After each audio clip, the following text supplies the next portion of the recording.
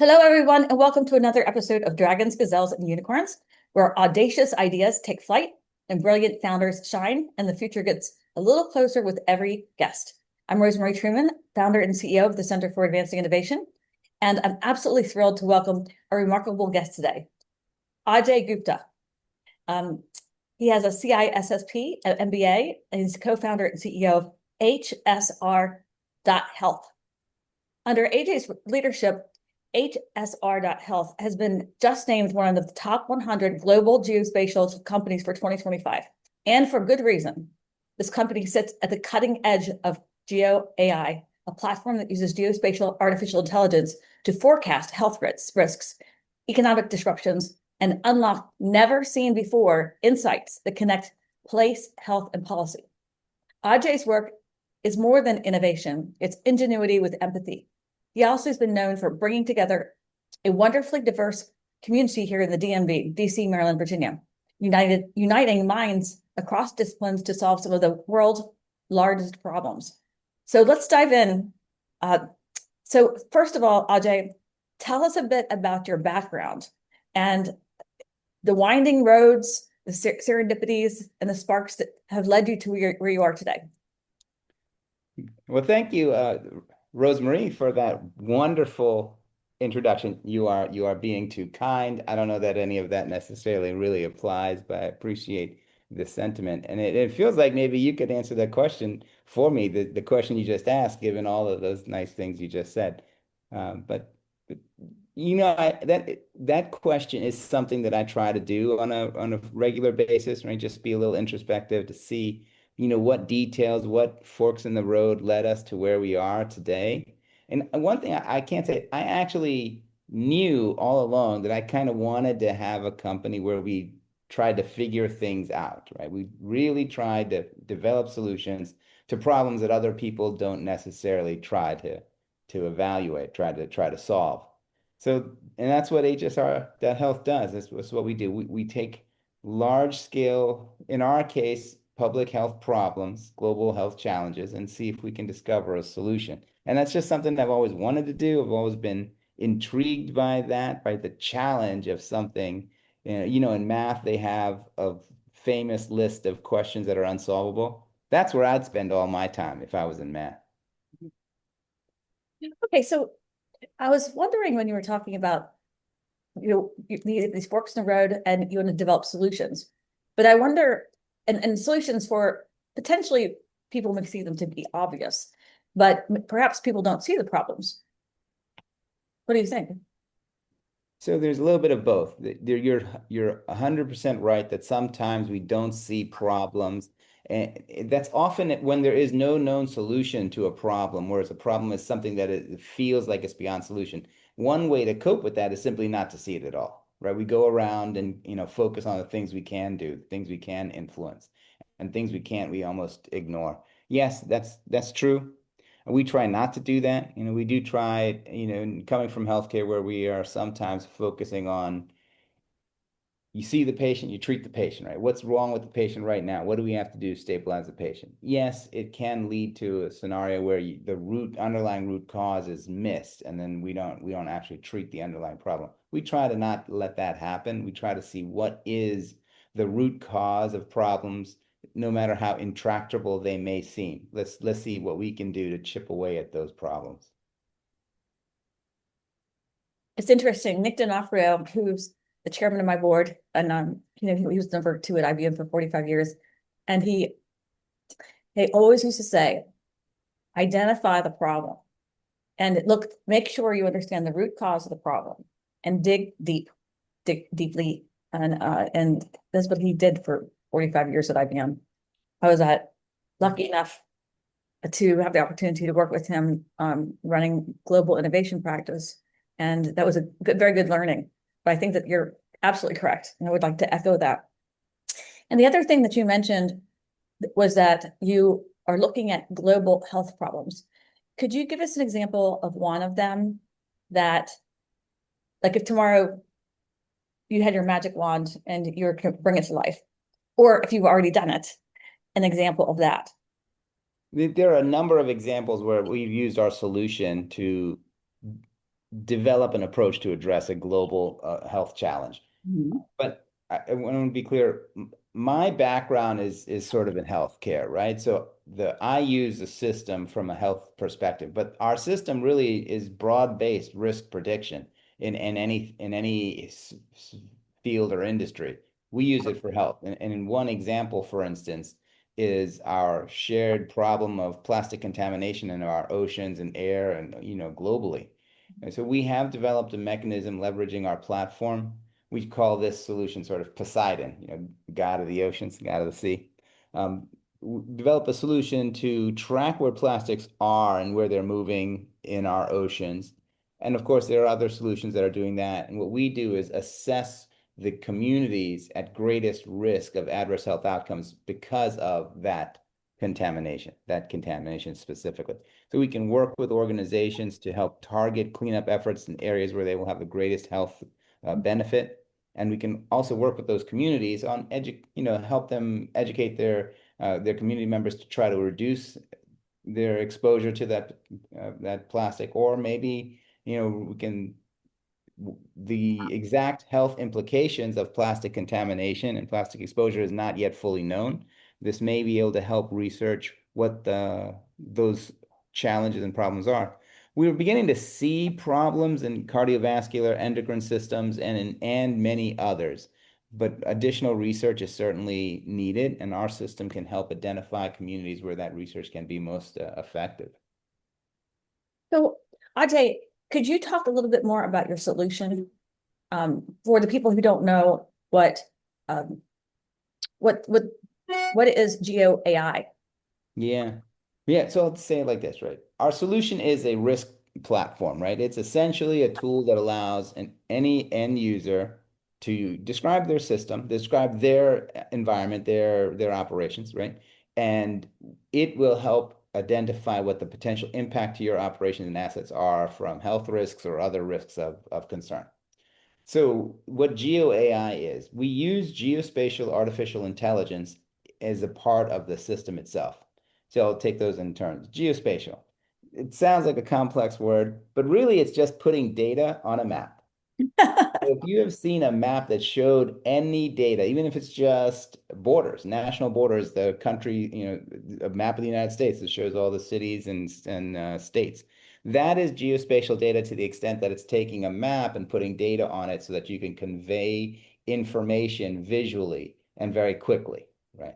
So we use geospatial because, like the weather, risk data is relevant to where it's taking place, right? So if you ask for a weather forecast and I give you the weather forecast for Houston, Texas, it's accurate, but it's not relevant to you. You want the weather forecast for the place where you are right now, right? And risk is like that too. There is a non-zero risk of earthquakes happening every day. Every day in the world, there's two earthquakes somewhere on the planet, right?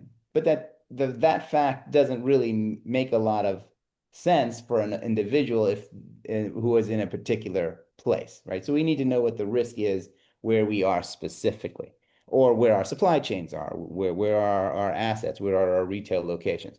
So to know where risk is, geospatial is very well suited to that kind of analysis because we can map risk structures along an organization's footprint. And artificial intelligence, that is a wonderful, beautiful term. I think it's become a term of its own. It means a lot of different things, right? It means generative AI, like our favorite ChatGPT tools, or Claude, if you like. It also means machine learning algorithms, which are the more sophisticated kind of things that could lead to one day being a Terminator, right? It also means the systems that these AIs would use to make decisions, like sensors and satellites in outer space that look at the Earth and develop information on what's happening. Artificial intelligence is all of that, and we try to have the broadest definition because we're trying to solve a particular user's problem, and those problems can be diverse, and we don't necessarily know in every case what set of artificially intelligent solutions are necessary. So we do use generative AI. We do use machine learning algorithms. We do have an orchestration engine that can curate data from different sources, including satellites. or underwater sensors for whatever the situation may be. All of that is in our platform, is in the capabilities of our platform to help organizations identify risks to their operations.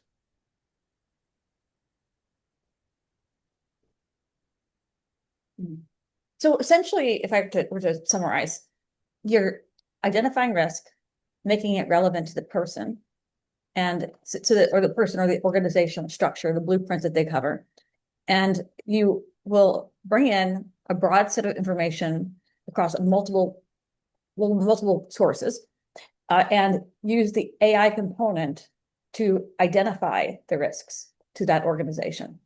And the reason geospatial is because you want to make it relevant to the organization's blueprint, organization's blueprint, or the person who's the user. Did I? It's a very good summary, Rosemary. That's an excellent summary. That's correct, and that does show sort of the power of the system, right? That two different users who represent different industries, different organizations can use the same processes to assess the impact of risks to their operations. So what would you say kind of the secret sauce is behind the evolution of HSR.health? I mean, you mentioned that you're really were looking for trying to solve big problems, a while back. But how did you get to this particular problem you want to solve, and kind of the secret sauce behind your thinking process? Well, the secret sauce, I'd say for anything, it's my view. This is philosophical more than anything else. But my view, I think the secret sauce is courage and imagination.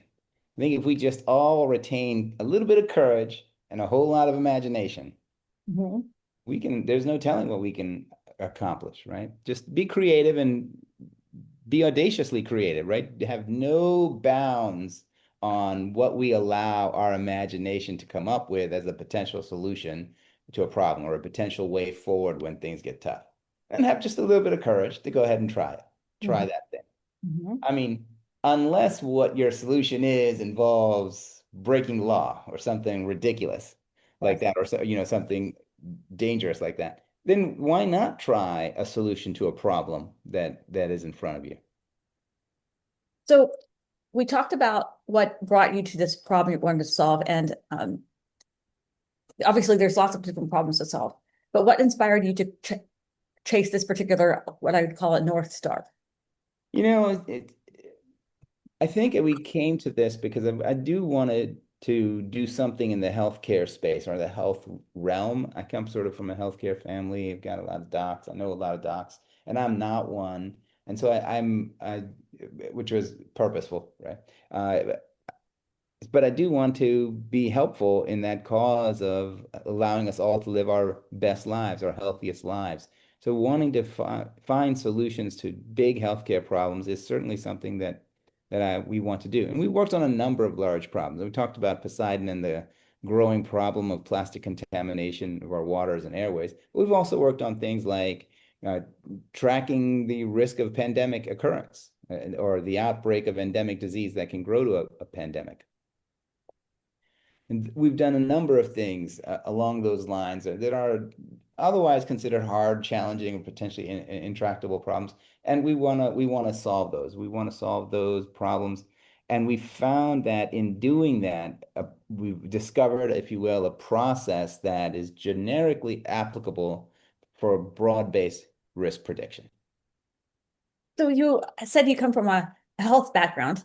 Your family are doctors, are doctors. And how did you sharpen your skills in this particular area, very highly complex technical field at such an exemplary level?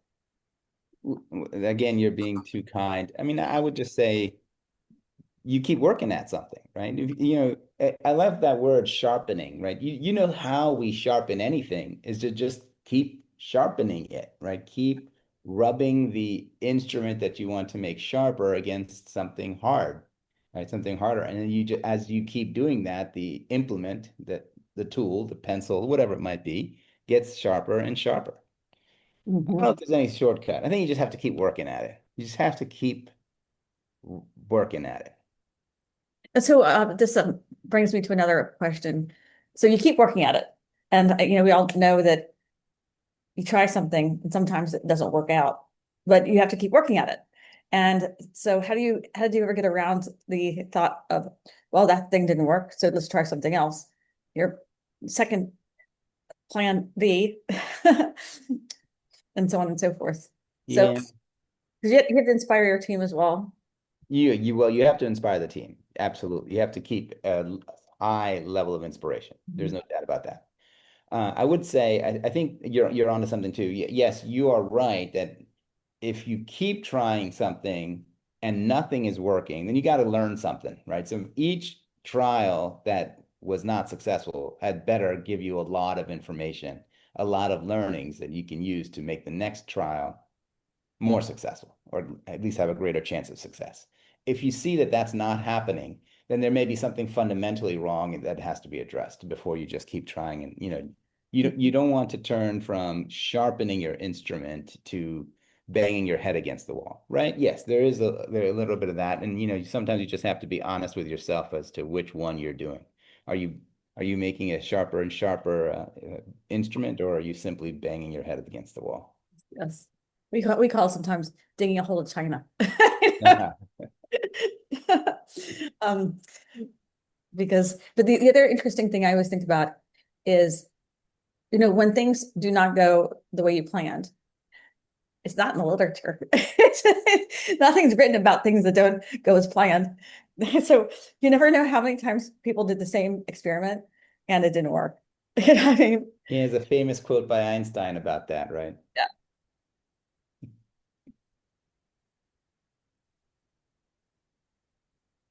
So in this particular landscape, it's constantly shifting. You can hear every day about a new AI tool or 50 new AI tools, or um, one AI tool is improving ABC.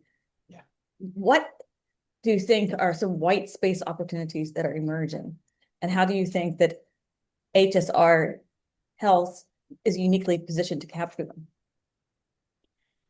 You're absolutely right that the growth rate of artificial intelligence solutions and all basically technical solutions that enable decision support are increasing, and we are likely to have more such tools in the future, and the existing tools to get better in the future. Absolutely true.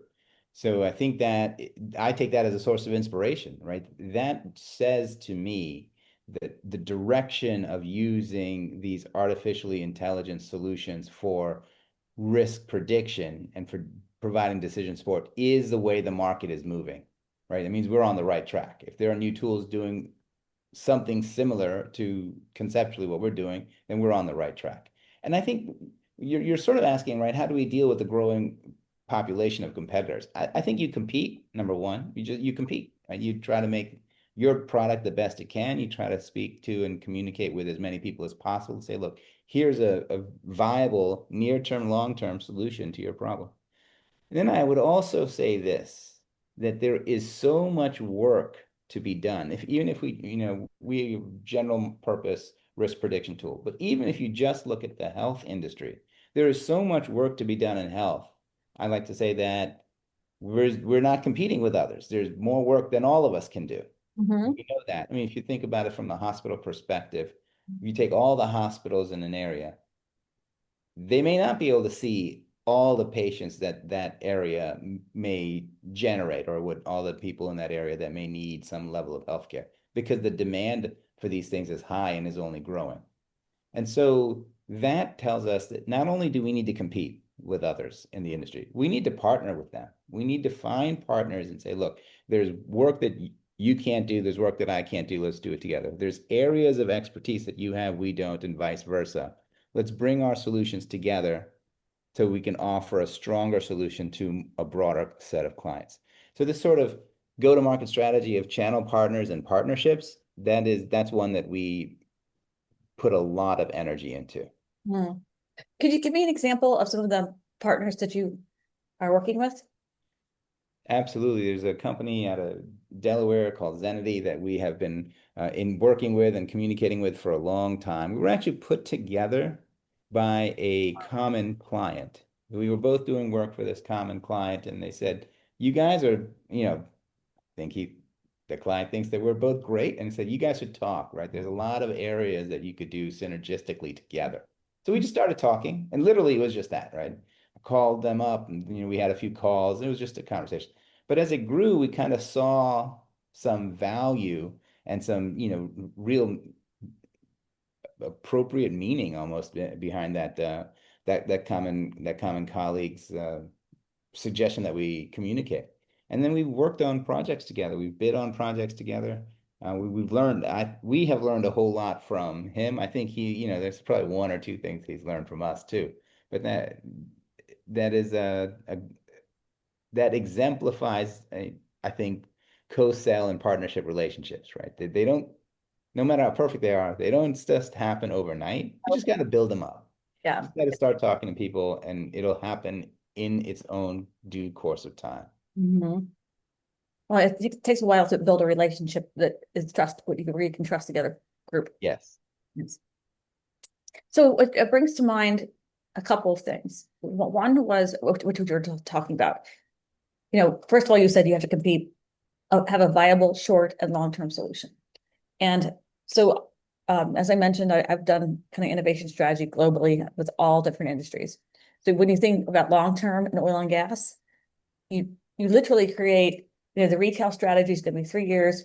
For lubricants, for example, the stores, that a lot of the gas stations have, but they're drilling for crude. That's a 30-year strategy, and then it's the upstream, and the downstream is 15-year strategy where they're refining the crude, and then there's enterprise service functions, which are like shared services that are sold.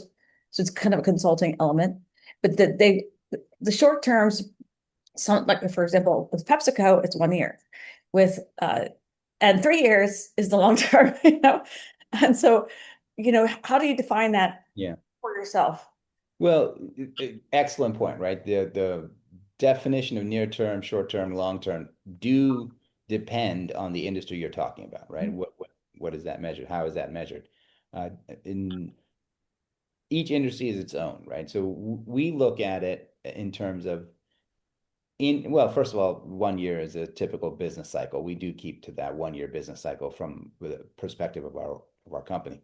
But we look at that as to various milestones and when they should occur, right? So it used to be, or at least in my experience, it used to be that Series A, B, C, D fundraising rounds typically happened upon milestone, right? You got Series A funding, and then you went to achieve a milestone, and then Series B. And that used to be a fairly good period of time, almost longer than a year, right? Then I started seeing that they do a series every year. Now I'm seeing big companies are doing a raise almost every quarter, right? So that the cycles are different and changing, and sometimes even within industries, different companies just have their own specific cycles. So as a company that provides service and we provide a risk management platform, we like to try to adopt the cycle for each client. As a client, when do you need to have something tangible and materially better? We can develop a solution that meets your timeline. I think that's very important. I can tell you in healthcare, especially with the very real risk of near-term reduction in federal spending on healthcare overall, they have to operate on a quarter by quarter cycle. If a hospital system or health system is going to engage in a new activity, it has to have a near-term ROI. Otherwise, there may not be the funds to do anything.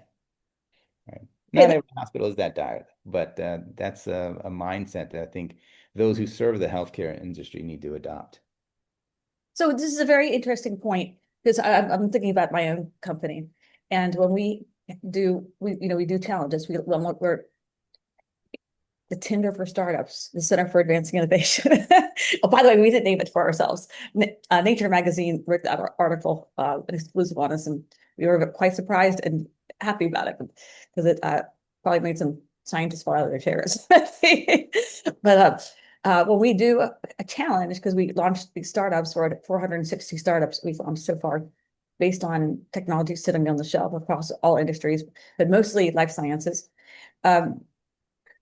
Usually you have the hockey stick effect, but of course in life sciences, it takes you 13 years, or 5 to 13 years to get a therapeutic, depending upon what kind it is, to market. So, and then, they raised like $10 million during the course of our challenge. Some of them raised a lot more after one, like $2.1 billion. And so, but the time frame for the impact, because you said near term ROI, because for example, with our challenges, a lot of times they're not going to see it tomorrow because we're launching the startups from the inventions. It's a kind of a trifecta model: the invention, the the talent, and then the capital. And so we see that a lot with the challenges we run, and of course you're not going to see it right away. Um, so it's That's right. Yeah, you're right. That's a great example that every industry has its own natural, cycles, right? yeah. 5 to 13 years for a therapeutic means that you're going to have a different definition of near term, short term, and long term. And also depending on the product, you have like where your portfolio consists of diagnostics, devices, and therapeutics, and you're going to have a different strategic lens, so to speak, and different trigger points as well. And and so the roadmap would be different. Um, I just wanted to mention that. But congratulations on all your success over there. I'm very proud of you. It's wonderful. So on a tactical, tangible basis, like every day, something comes out. Can you ever predict what who's going to do what? Um, Maybe your model can do that. It can do the prediction. I think you would be amazed at what can be predicted. Yes. Yeah. And so, but let's unpack that a little bit, right? Does depend on what prediction means and why we are predicting the risk in the first place, right? Typically, you want to predict risk so that the organization or the decision maker there can take a certain action. And they're going to have to do something. It's A or B or C or D, and they just want to have information to help them make that decision and then go do that action. They know they're going to have to do something. Although, yes, sometimes sit and wait is something that sort of do nothing may be an option, but they're going to have to make a decision and act on that decision. And to do that, they want to get as much of the best information as possible. So when you're saying, can you predict that this person is going to do this particular action? You may not be able to predict something to that level of granularity, but you may be able to predict, you probably will be able to predict enough of a likelihood of some rare kind of occurrence that gives a decision maker related to that scenario enough information to make the best decision possible. Mhm. That is what a very achievable goal. So now you can take those rare, when is the once in a century storm going to happen? When is the once in a thousand years storm going to happen? And where is it going to hit? How Mhm. is it going to hit? You may not be able to say that with exactness, but you probably can say enough of that to give the local community time and information they need to prepare. Mhm. So this thing makes me think of some strategy work that we did called forecasting and backcasting. Yeah. You look at different scenarios about, again, how many years in the future depends, but so backcasting meaning you look at these strategic trigger points that could happen. It could be regulatory, it could be some CEO gets kicked out, it could be some different trigger points, and then you also think through the inflection points, the kind of the value inflection points along those curves. And so the I wonder what you think might be some key trigger points in your space. My space in terms of our company's key trigger points. Yeah, right now as we've talked, we are in the middle of a fundraising effort, which we have not done. At the same time, we're also establishing a board of directors in a formal sense of the board of directors. We have a number of wonderful advisors that have helped us along the way. Now we were putting together a formal board. So those are sort of the activities that are both the mix of strategic and tactical. Yeah, it's tactical to put together a board, but we want to put together a board of the people that have this background experience and industry recognition that helps us move in the right direction. So there's a lot of strategy involved in outreach and selection and all of those things. And so that is sort of how I think about it. What's our inflection point? We are conscious of risks, right? one in technology that you have to be aware of, unfortunately, is that the risk of your key people leaving, right? That happens. Turnover is high. And because opportunities are out there, right? There are opportunities in the real world for someone who wants to do something different. If they have good technical skills, they'll probably find someone willing to, give them gainful employment that allows them to do something different for a period of time.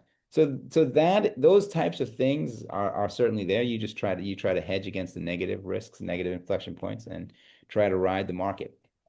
The flip side of that is right now the valuations for AI companies, especially organizations that have validated, patented, demonstrated technologies, is pretty high. The valuations for artificial intelligence right now is high.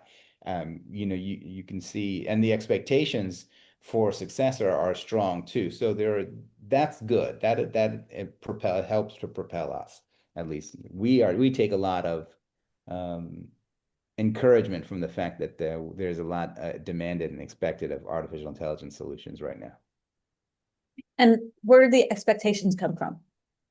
That your clients? That's a deep question. I don't think that the industry has really looked into that as much as it could, right? Why is there this hype? And how come the hype has maintained even after there have been some demonstrated shortcomings in the product set? Like the hallucination rates of some various models of generative AI in the 3 years that it's been released have been very high. And yet that has not dimmed the consumer excitement over this product, right? Why is that? I think it's because somehow what we now call AI has captured the imagination of the user community. The users who now all have AI because it's on our phones and everything, they like this kind of sophisticated algorithmic approach to just making decisions that we need to make, or to writing a paper that we need to write, to accomplishing these tasks. I think the consumer wants these solutions. And so now it's up to us, the market, the industry, to deliver. But the consumer wants these solutions. That much, I think, is clear. Mhm. I mean, do you see it that way? What is your view telling you? Do. I certainly do. I mean, Yeah, it's because I really like to learn about the new tools that come out, and I find myself leveraging them, yeah. and, and it's it's addictive because it basically you had no interns, now you have three new interns from your tools because they could get a lot of work done for you. Yeah, I mean, it's funny you say that, right? We do have interns who work. We have an internship program at our company, so we still have actual humans. They're students in universities typically, and they're interning with us. But you're right that these tools are already like a personal assistant for everyone, a sophisticated personal assistant for everyone. So I imagine even our interns can have an intern. Yes, that's right. They probably have one on their iPad, one on their phone, and their laptop. I think that's going to be the way of the future. It's just not unlike streaming, right? So I imagine, and if you have a streaming service, you probably don't have one. You probably have several streaming services, right? And I think that, especially if it's $20 a month or something of that nature, I Mhm. think people are probably going to use a little bit of all of them. Mhm. And then sometimes I don't think people even know they have them, but Well, Grok is released sort of within Twitter. Yeah, you may be right that people may not know how many AIs they actually do have access to. I can use them all the time to AI. this device. Yeah. So, I wanted to mention that something extremely impressive about what you have done in terms of your intellectual property strategy. And could you talk a little bit about that?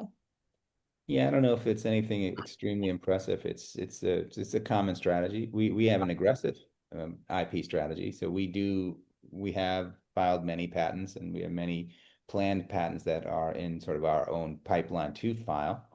We do think that if you're doing something novel, something a little different, then you should explore the patent eligibility of that approach or that solution or that product.